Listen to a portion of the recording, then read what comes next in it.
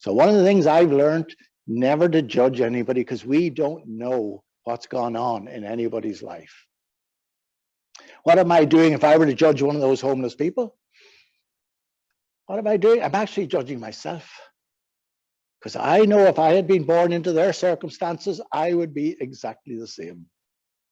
And if they had been born into my circumstances, they would be the priest coming up to visit me in prison. I didn't choose the family I wanted to be born into. They didn't choose the family they wanted to be born into. Could so easily have been the other way around.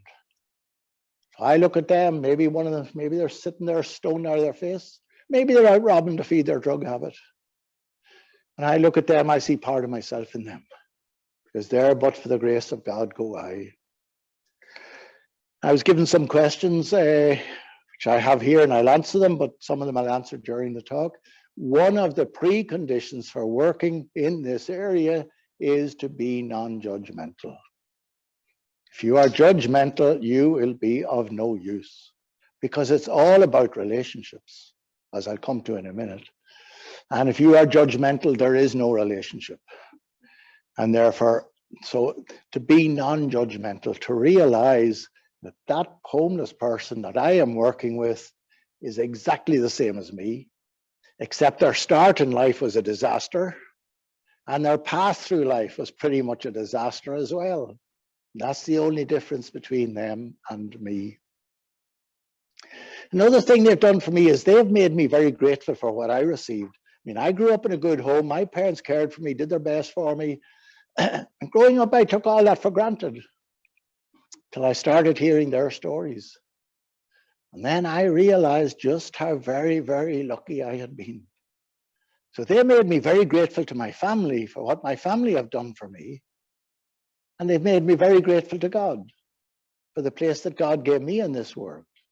Because life is a lottery. None of us chooses where we're going to be. They helped me to realize that everything I have was given to me as a gift. What did I do to deserve my family, to deserve the good health I've had, to deserve the good education I got? Nothing. Right? You might say, well, I studied hard to get where I am. I worked hard to get where I am. But who gave me the intelligence to study hard, and who gave me the health to work hard? Everything is a free gift. And once I realize that everything I have is a free gift, I can't judge anybody. Because when you judge somebody, what are you saying? You're saying, I'm a better person than you are. Once I realize everything I have is free gift, I can't say I'm a better person than any homeless person. All I can say is, well, I received nicer gifts than you got. That's all I can say. Another thing they've done for me, and I hope that this will happen to you, is they've made me angry. I'm glad to be angry. And all to say, when I lose my anger, I'll be no use to homeless people. They've made me angry because we have failed them.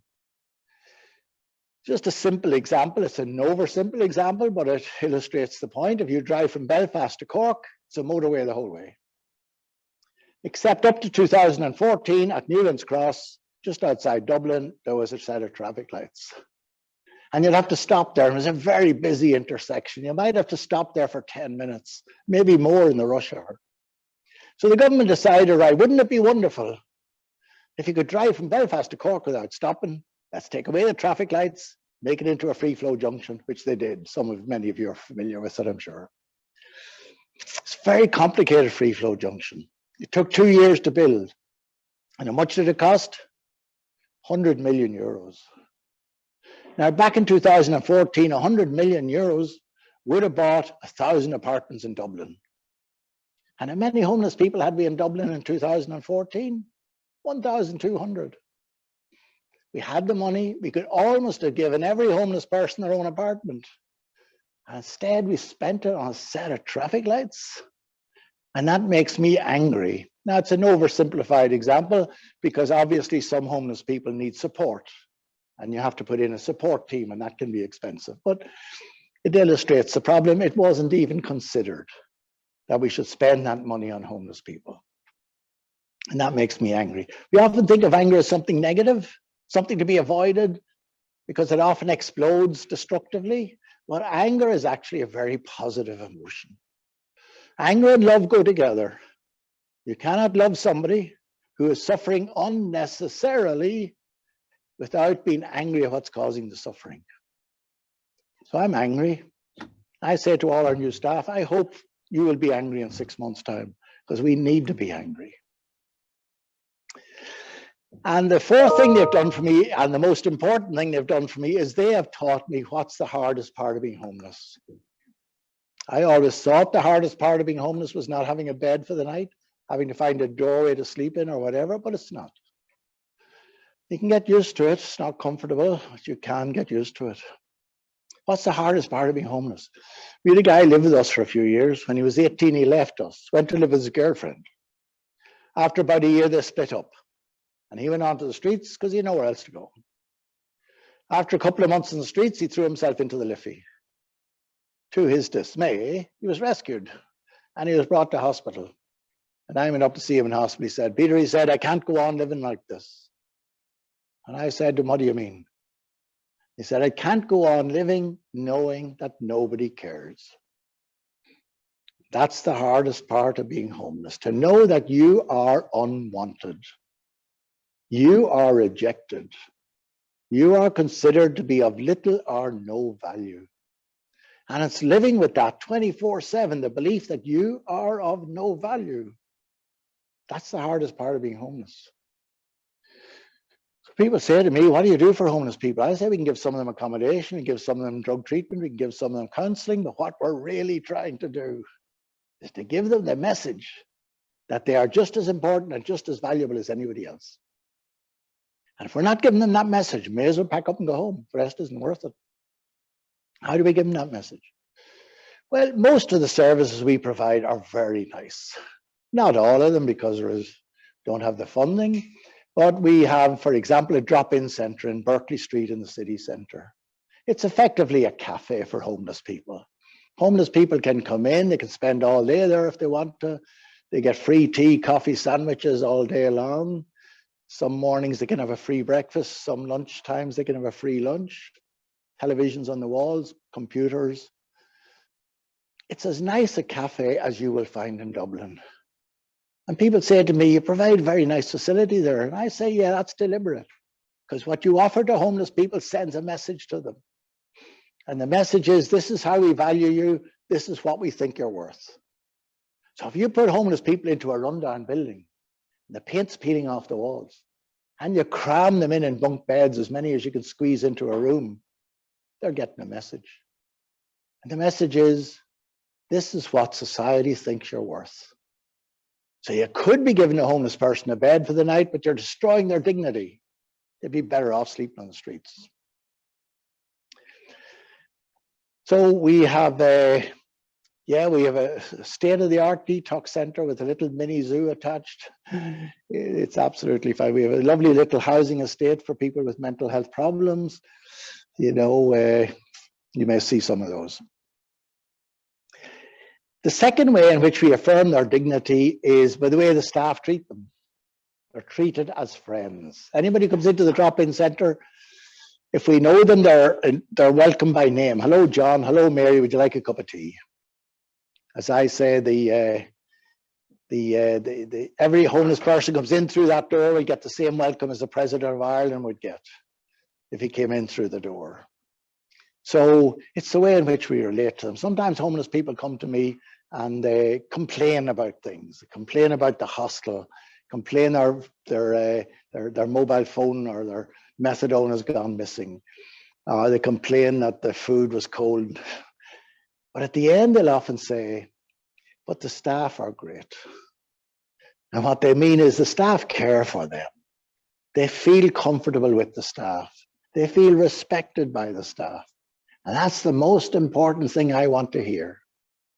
And therefore, you know, it has to be non-judgmental. If we're judgmental, they won't have that relationship with the staff. And so it's about caring like that. People sometimes say to me, should you give money to people who are begging? I say, look, I don't know. Sometimes I think you should, sometimes I think you shouldn't. But there's something you can do that's more important than giving money. When you pass by, say hello. Sounds stupid. What's that going to do? And can you imagine sitting on O'Connell Bridge there begging? Actually, if any of you are ever stuck, O'Connell Bridge is a good place to beg. Because Store Street Garda Station covers the north side of the city, and Pearse Street Garda Station covers the south side of the city, and they can't agree on who's responsible for O'Connell Bridge. So you can sit there all day, it won't be disturbed. Imagine sitting there, thousands of people passing you by, and where are they all looking? Anywhere except at you. So you're sitting there, thousands of people passing you by as if you are invisible. How does that make you feel? That makes you feel like you don't exist, that you're a non-person. Somebody just goes up and says, hello, how are you? What's your name? What are you doing? You're treating them as a person. And I said that to a group of women once, and a woman came up to me a few weeks later and said, I was at that talk and I decided to try it. So I was walking along with my little 3-year-old son, and we saw a guy begging. I gave my son €2. I said, now I want you to go up, put that in the cup in front of that man up there. So up she went, said, hello, how are you? What's your name? Freezing cold, how's business? You know, a little bit of small talk. And then she said, look, my son has something he wants to give you. Little fellow went up and he put the €2 into the cup. And the homeless man put his hand in his pocket and he took out a Mars bar. And he said, and I have something I want to give your son. Now, what was he responding to there? It wasn't the €2, though he still made a profit. But it was the fact that he was treated as a human being, and that's what it's about. When I'm passing by, I often say, look, I'm sorry, I don't have any change on me. You know what the answer often is? Well, that's okay, thanks. What's the thanks for? Just not having passed by and ignored him. So people say to me, I won't give him money, I'll buy him a sandwich. And I say, no, the last thing in the world you should do is buy them a sandwich. How do you know they want a sandwich? And maybe 5 people in the past hour bought them a sandwich and they're sick of sandwiches. Why don't you go up and ask them what they want? And it's the asking that's important. And if they say, I'd like a sandwich, terrific, off you go, buy them a sandwich. But they might say, well, I prefer the money. And I say, why don't you give them the money? Sure, you're going to spend it anyway on a sandwich. And they'd say, but they're only going to spend it on drugs. And I say, so what? You have a drug problem? You're going to get your money for your drugs one way or the other. Isn't it better that they beg for their drug money than go and rob some poor lady's handbag? So I've no problem giving somebody €1 or 2, even if I'm fairly sure that they're going to spend it on drugs. So that's what working with drug people have done, working with homeless people has done for me. Let me answer 1 or 2 of these questions, and then I want to go into why are we in this crisis? What would I like to see the government doing to resolve the housing crisis? I'll come to that in a minute. What motivates you to keep fighting this cause? Well, if I ever stop, they might send me teaching.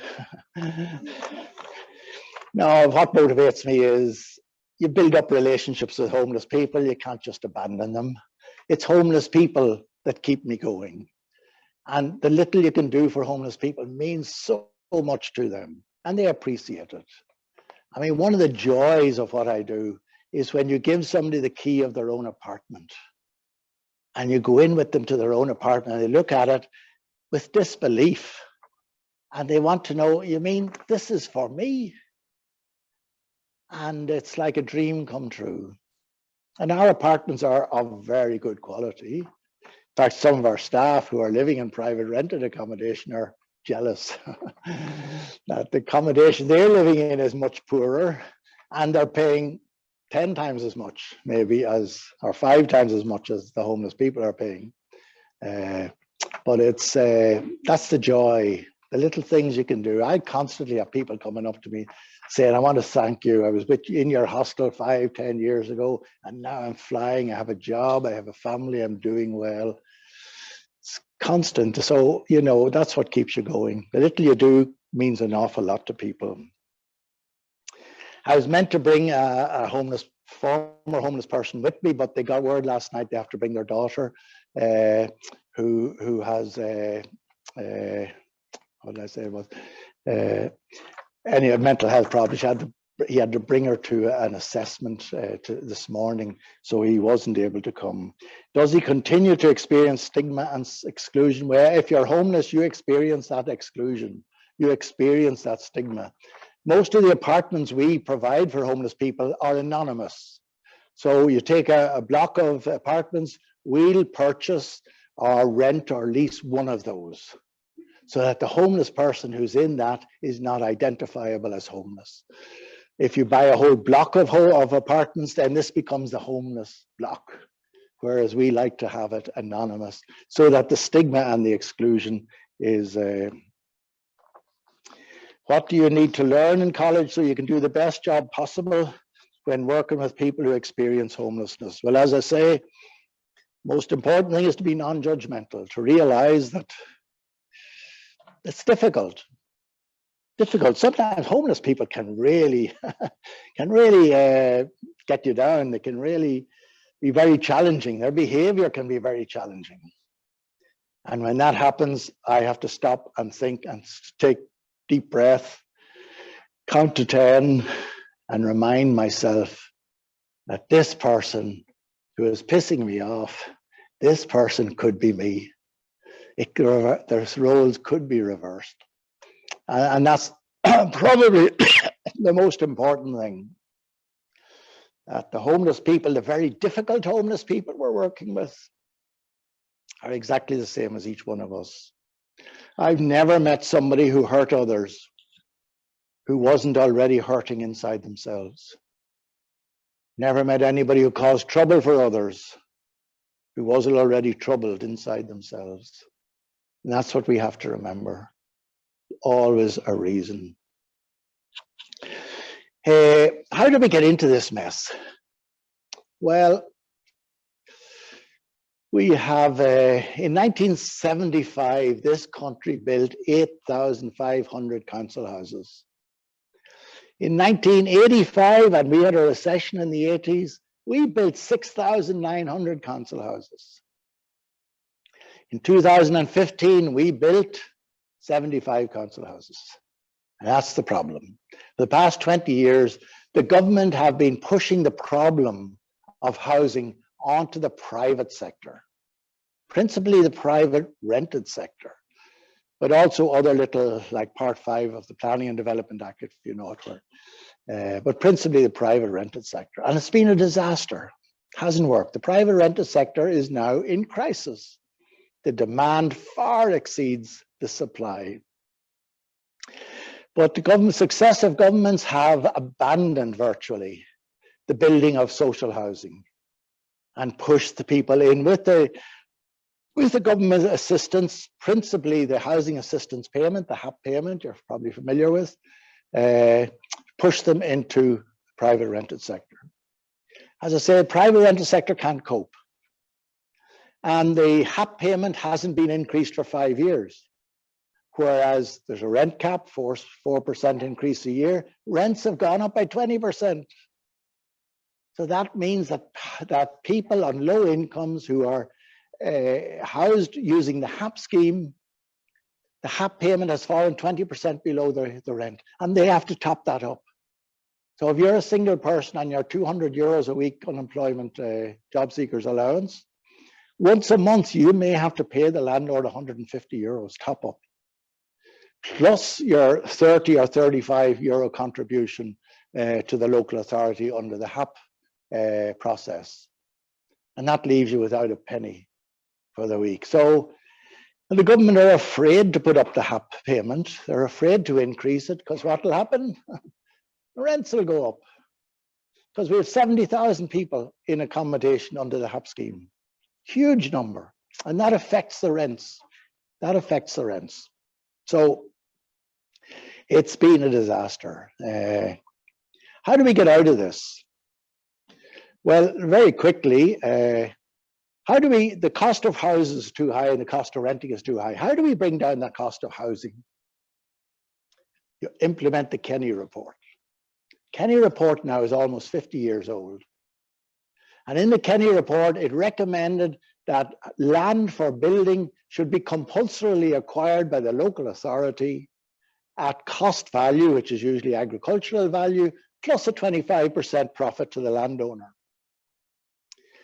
That can reduce the price of houses substantially.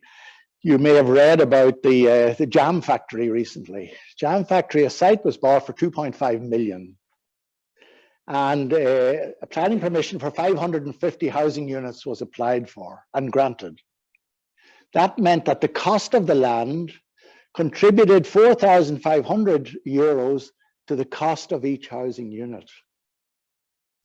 Now, the owners didn't go ahead with the planning permission, but they re-advertised the site for 25 million. And if some developer buys that site for 25 million and builds 550 units on it, the cost of the land to each unit is now 45,000. Under the Kenny report, that would not happen. You would reduce the cost of housing by at least 40,000. And in certain areas like South County Dublin, you could decrease the cost of housing by over 100,000 euros per house. We need to introduce the Kenny report. Government have constantly say, well, it's against the right to private property in the Constitution. We say it's not, but let's test it. Let's test it. Bring the act into force. Send it to the president. The president sends it to the Supreme Court, and the Supreme Court will decide whether it is or not. And if the Supreme Court did decide it was, which I doubt, then you put in the right to housing into the Constitution. And that at least has a level playing field with the right to private property. Why was the right to private property put into the Constitution? It was put in the 1930s when communism was at its peak, and communism was trying to spread its tentacles as far and wide as possible. And one of the principles of communism is you don't own private property. And so it was put in to prevent Ireland ever having a communist government. But now it's being used to prevent Irish people owning their own home. So we could bring down the cost of housing. How could we bring down the cost of renting? But supposing we legislated that all rents had to be reduced by 50%. Now that would be affordable. What would happen? Well, the landlord is paying 50% of the rental income to the taxman. So if the landlord is paying 2,000, if the landlord's getting 2,000 a month rent, he only keeps 1,000, and 1,000 goes to the revenue commissioners. Supposing we reduce the rent by 50% and told landlords that the rental income would be tax-free for 5 years. That leaves the landlord in exactly the same position. It leaves the renters in a very, very good position. So why don't we do it? The big problem are the big international investment funds, because they are renting out properties and they don't pay any tax. So there would be howls of anger from the big international investment funds if your government tried to do that. They don't want to see their rents reduced by half, and they would take all sorts of cases to the Supreme Court to try and prevent it happening. But it could happen, and it should happen, and it would encourage landlords to stay in business. And it might encourage those rogue landlords who don't register as landlords because they don't want to pay a tax, might encourage them to register because now they don't have to pay a tax anyway. So there are solutions, but those solutions will alienate some groups. And we have to ask the question, which side are the government on? Are they on the side of the banks who want house prices to keep going up? Because the higher the house prices go, the bigger the mortgage they're going to give out and the more money they're going to make. And if they do have to repossess a house, the higher the house prices go, the more money they're going to get when they repossess or sell on the distressed mortgage. Banks want higher house prices. The international investment funds want higher house prices and rents, because higher house prices means a bigger capital gain for them when they come to sell them. And higher rents means more profit. And the landlords. Landlords don't want rents reduced unless we can compensate them, as I say, by giving them tax-free. Which side is the government on? The government are clearly on the side of the owners of assets, of capital assets. They're not on the side of the renters and people struggling with a mortgage. In Dublin and elsewhere, we have a 4% cap on the rent increases. Where did that come from? Well, Simon Coveney was minister at the time, and Simon Coveney wanted to cap rent increases in line with inflation, which at that time was hovering around zero. What happened? Big international funds had several meetings with the Minister for Finance, and they told them that the minimum they would accept was a 4% cap on the rent increases if the Ireland wanted to do business with them. So 4% it is. So we have to ask, which side is the government on? So the solution, we have got to build social housing. As I say, we stop building social housing. So when somebody gets evicted from the private rented sector, there's no social housing to move into and they end up homeless. We got to build. Now, Housing for All is the government's scheme for ending the homeless and housing crisis. It's got a lot of very good things in it, some things that are very negative in my view, but it's got a lot of very good things in it. And one of them is they're going to build over 9,000 council houses every year. I really do think that would be the answer, but it's not going to happen. How many council houses have local authorities built over the last 5 years? About 1,500 per year. And now they're being asked to build over 9,000 per year. I don't see how that's going to happen. But at least the direction is good. The direction is we've got to get away from the private sector. The private sector will not provide affordable housing or social housing. The private sector is in the business of profits. And they will build housing which is expensive for people who can afford it. So we got to go back to the state building council houses and affordable houses because the private sector isn't going to do it. And I welcome that direction in Housing for All, but I think its targets are unrealistic. I'm going to stop there, and if anybody wants to ask a question that I haven't already answered, please feel free. How long have we got? Huh? 5 minutes for a couple of questions, maybe.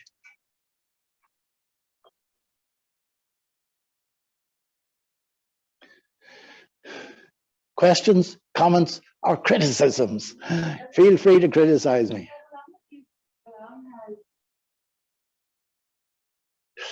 Well, I opened our first hostel in 1979. So basically over 40 years. It wasn't called the Peter McVerry Trust then. It was called the Arupe Society after a famous Jesuit. I'm a Jesuit priest.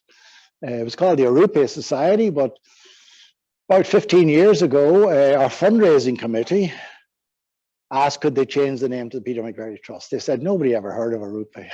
They spend all their time trying to explain what it is. And they said it would make our task much easier if we were to rename it the Peter McVerry Trust. So reluctantly, I agreed.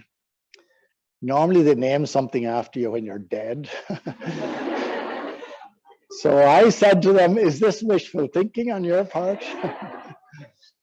So it's made their task easier. So I went along with it, yeah. What kind of jobs and roles? Well, there's a huge variety of jobs and roles. Say we've 25 hostels, so we have a lot of staff who are working with the people in those hostels. They do two roles. They're a support for the people, but they're also supervisory, making sure the place doesn't burn down.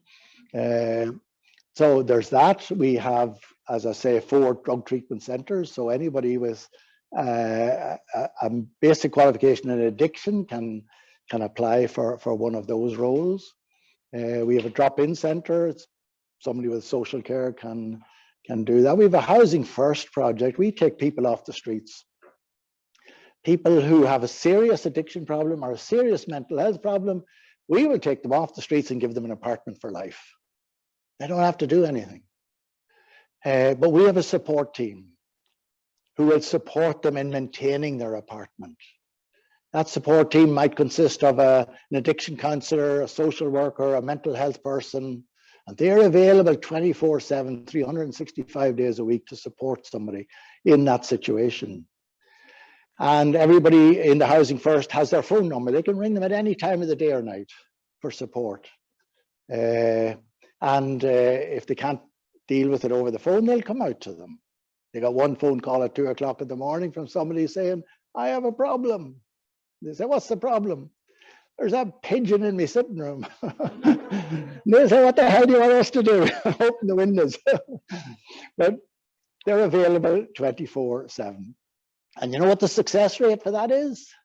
86%. 86% of them still continue in their accommodation. They're not obliged to deal with their addiction problem, but many of them do. They're not obliged to deal with their mental health problem and start taking their medication, but many of them do. So it's very, very successful. The only limitation is the number of one-bedroom apartments that we can get our hands on. That just limits the. And again, in Housing for All, the target for the next 5 years is an extra 1,200 places for Housing First people. So it's 1 and then 2. Yeah. Is there kind of communication so you know what else they do? Yeah, there'd be a lot of communication. And once a month, all the homeless agencies come together to discuss what's going on in the sector and how it can be improved. But there would be, because a lot of the people we work with would be also known to Focus Ireland or to the Simon community. We might refer somebody to the Simon Community Respite Centre. They might refer somebody to our detox centre. Yeah, there is a fair amount of interaction, but there's a lot of specialisation. Focus Ireland primarily deal with families, not only, but primarily. We primarily deal with single people with a drug or an alcohol problem. We also deal with some families. There's other organisations deal primarily with people with mental health problems. Another organisation, Pace and Priorswood, deals with people coming out of prison. And I think that specialisation is important, because if you put if you lump them all together, people coming out of prison or people with mental health problems can very easily fall to the bottom of the list of people that you want to help. So by having that specialization, it means that those more vulnerable people can get the service that they deserve. Another question up here.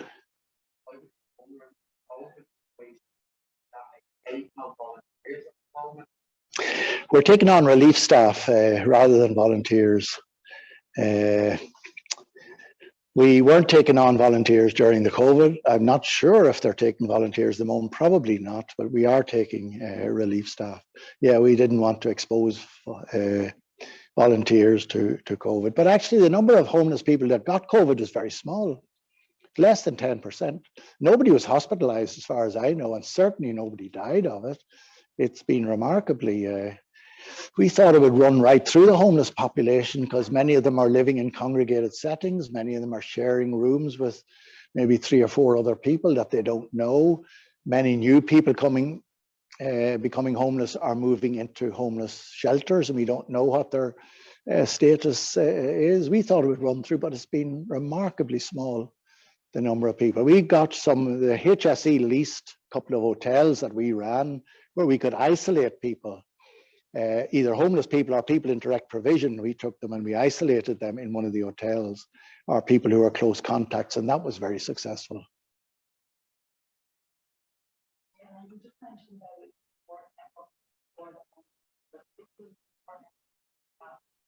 For the staff,